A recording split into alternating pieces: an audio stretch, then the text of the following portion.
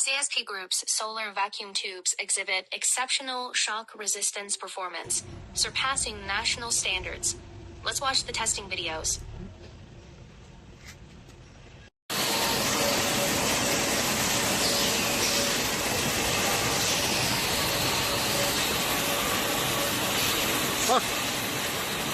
Hey.